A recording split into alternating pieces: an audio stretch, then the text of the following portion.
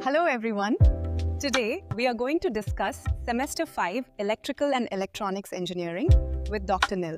This subject is the backbone of electrical and electronics engineering and helps students connect theory with real-world electronics. That was a fascinating insight, Dr. Nil. Yeah. We'll continue exploring these key ideas in our next episode on practical circuit analysis.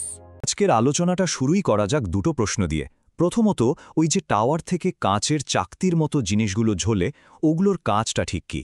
আর দ্বিতীয়ত, বিশেষ করে রাতের বেলা বা একটু স্যাঁতস্যাঁতে আবহাওয়ায় তারের চারপাশে একটা হালকা বেগুনি আভা দেখা যায়, সাথে একটা হিস্যিস শব্দও হয়। সেটা কেন হয়? চলুন আজ এই দুটো রহস্যের সমাধানই খুঁজে বের করা যাক। তো প্রথমেই আসা যাক আমাদের প্রথম রহস্যের কথায়। এই যে কাঁচের চাকতিগুলো, এগুলো আসলে অত্যন্ত গুরুত্বপূর্ণ একটা সেফটি ডিভাইস। এদের বলা হয় ইনসুলেটর। বলা যেতে পারে এরা হলো পুরো পাওয়ার গ্রিডের আসল অভিভাবক। আসল ব্যাপারটা হলো হাই ভোল্টেজ লাইনের তার বা কন্ডাক্টরগুলোর ওপর কিন্তু কোনো প্লাস্টিকের কোটিং বা আবরণ থাকে না, ওগুলো একদম খোলা। ইনসুলেটরের মূল কাজ হলো এই হাই ভোল্টেজ তারগুলোকে টাওয়ার থেকে নিরাপদে ঝুলিয়ে রাখা, আর এমনভাবে ঝুলিয়ে রাখা যাতে বিদ্যুৎ কোনোভাবেই টাওয়ার বেয়ে মাটিতে চলে না যায়। মানে এরা একদিকে যেমন তারগুলোকে ধরে রাখে, ঠিক তেমনি বিদ্যুৎকে তারের মধ্যেই আটকে রাখে। এখন যখন ভোল্টেজ অনেক বেশি হয়, ধরুন 33 কিলোভোল্টের ওপরে, তখন আর একটা মাত্র ডিস্কে কাজ হয় না। তখন কি করা হয়? অনেকগুলো ডিস্কে পরপর জুড়ে মানে সিরিজে কানেক্ট করে একটা লম্বা চেনের মতো বানানো হয়, যেটাকে আমরা বলি ইনসুলেটেড স্ট্রিং। ভোল্টেজ যত বেশি হবে এই স্ট্রিংও তত লম্বা হবে। কিন্তু ঠিক এইখানেই একটা বেশ মজার সমস্যা তৈরি হয়। এই সমস্যাটা অনেকটা একটা ইঞ্জিনিয়ারিং পাজল বা ধাঁধার মতো। চলুন দেখি এই ধাঁধাটা ঠিক কি আর ইঞ্জিনিয়াররা কিভাবে এর সমাধান করেন। সমস্যাটা হলো পুরো স্ট্রিংয়ের উপর যে টোটাল ভোল্টেজটা পড়ছে সেটা কিন্তু প্রত্যেকটা ডিস্কের মধ্যে সমানভাবে ভাগ হয় না। যে ডিস্কটা একেবারে কন্ডাক্টরের মানে বিদ্যুতের তারের সবচেয়ে কাছে থাকে, তার ওপর সবথেকে বেশি ভোল্টেজ বা ইলেকট্রিক্যাল স্ট্রেস পড়ে। ব্যাপারটা অনেকটা ক্রিকেটের স্লিপ কর্ডেনের মতো ভাবা যেতে পারে। ব্যাটসম্যানের সবচেয়ে কাছে যে ফিল্ডার দাঁড়ায়, ক্যাচ ধরার চাপটা যেমন তার উপরই সবথেকে বেশি থাকে, এখানেও ঠিক তাই কন্ডাক্টরের কাছের ইনসুলেটরটার ওপর চাপ সবথেকে বেশি। এই যে ভোল্টেজ ডিস্ট্রিবিউশন, এটা কতটা ভালো বা খারাপ সেটা মাপা হয় স্ট্রিং এফিসিয়েন্সি দিয়ে।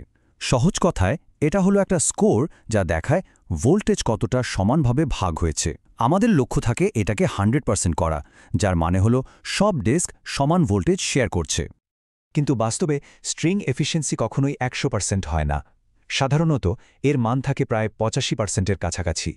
এর মানে হলো পারফরমেন্স আরও ভালো করার সুযোগ আছে, কারণ এই ভোল্টেজের অসামঞ্জস্যের জন্যেই নিচের দিকের মানে কন্ডাক্টরের কাছের ডিস্কগুলো তাড়াতাড়ি খারাপ হয়ে যাওয়ার ঝুঁকি থাকে। তো প্রশ্ন হলো এটা হয় কেন? এর পেছনের কারণটা বুঝতে হলে দুটো জিনিস জানতে হবে। এক হলো মিউচুয়াল ক্যাপাসিট্যান্স, যেটা প্রত্যেকটা ডিস্কের নিজস্ব ধর্ম, আর দুই হলো শান্ট ক্যাপাসিট্যান্স। এই শান্ট ক্যাপাসিট্যান্স তৈরি হয় ডিস্কের মেটাল পিন আর আর্থ করা টাওয়ারের মধ্যে। এটাকে অনেকটা জলের পাইপের একটা ছোট্ট লিকের মতো ভাবা যেতে পারে, যার জন্য কিছুটা কারেন্ট লিক করে টাওয়ারের দিকে যায় আর ভোল্টেজের সমান ভাগটা নষ্ট করে দেয়। ইঞ্জিনিয়াররা অবশ্য এই সমস্যা সমাধানের জন্য বেশ কিছু উপায় বের করেছেন। যেমন টাওয়ারের ক্রস আর্ম বা হাতলগুলো লম্বা করে দিলে শান্ট ক্যাপাসিট্যান্স কমে যায়। আবার স্ট্রিংয়ে বিভিন্ন ক্ষমতার ইনসুলেটর ব্যবহার করা হয়, যাকে বলে গ্রেডিং। তবে সবচেয়ে কার্যকর আর জনপ্রিয় উপায় হল গার্ড রিং ব্যবহার করা।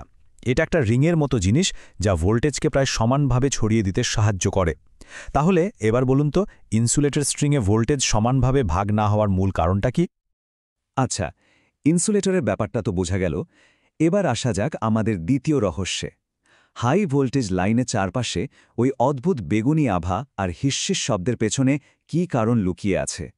এই ঘটনাটাকেই পাওয়ার সিস্টেমে বলা হয় করোনা ইফেক্ট। ব্যাপারটা ঠিক কিভাবে ঘটে চলুন ধাপে ধাপে দেখি। যখন কন্ডাক্টরে খুব হাই ভোল্টেজ দেওয়া হয়, তখন তার চারপাশের বাতাস, যেটা সাধারণত বিদ্যুৎ পরিবহন করে না, সেটার উপর প্রচণ্ড চাপ পড়ে। এই চাপ যখন বাতাসের সহ্য সীমা মানে প্রায় 30 কিলোভোল্ট প্রতি সেন্টিমিটার ছাড়িয়ে যায়, তখন বাতাস আর নিজেকে ইনসুলেটর রাখতে পারে না। কন্ডাক্টরের ঠিক কাছের বাতাসের অণুগুলো ভেঙে গিয়ে আয়নিত হয়ে যায় আর পরিবাহী হয়ে ওঠে। বাতাসের এই আয়নাইজেশনের ফলেই ওই বেগুনি আভা আর হিস্যিস শব্দের জন্ম হয়। যে মিনিমাম বা সর্বনিম্ন ভোল্টেজে এই করোনা এফেক্ট শুরু হয়, তার একটা টেকনিক্যাল নাম আছে।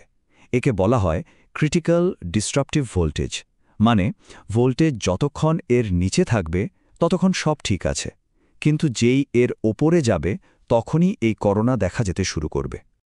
এখন প্রশ্ন হল, এই করোনা এফেক্ট কি পাওয়ার সিস্টেমের জন্য ভালো না খারাপ? এটা আমাদের বন্ধু নাকি শত্রু? এর উত্তরটা কিন্তু সোজাসাপটা নয়, একটু জটিল। দেখুন, সত্যি কথা বলতে কি, করোনা প্রধানত শত্রুই। এর সবচেয়ে বড় অসুবিধা হলো পাওয়ার লস।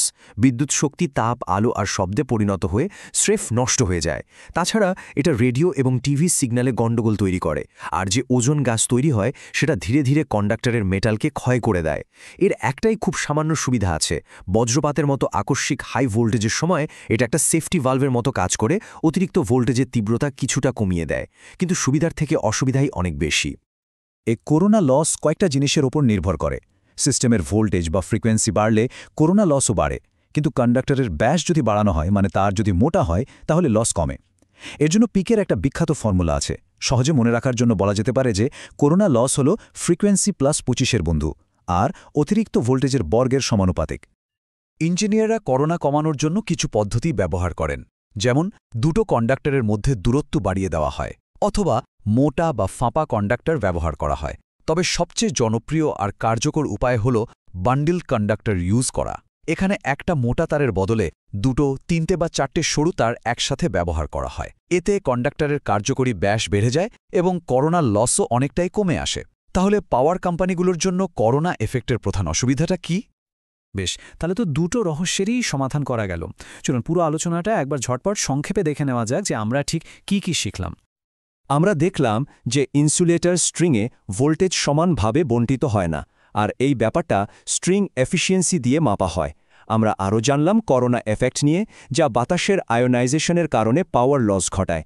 আর সবশেষে আমরা এই সমস্যাগুলোর সমাধান, যেমন গার্ড রিং এবং বান্ডেলড কন্ডাক্টর নিয়েও আলোচনা করলাম।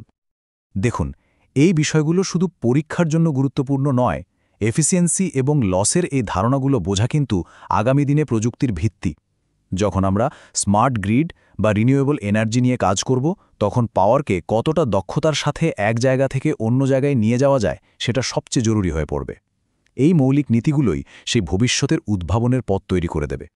আর শেষ করার আগে একটা প্রশ্ন রেখে যাচ্ছি। নবায়নযোগ্য শক্তির যুগে যখন আমাদের আরও অনেক বেশি পাওয়ার আরও অনেক দূরে পাঠাতে হবে, তখন প্রায় 100 বছরের পুরনো এই নীতিগুলোকে আমরা ভবিষ্যতের চ্যালেঞ্জ মোকাবেলার জন্য কিভাবে আরও উন্নত করব, ভাবার জন্য এই প্রশ্নটা রইল। ধন্যবাদ।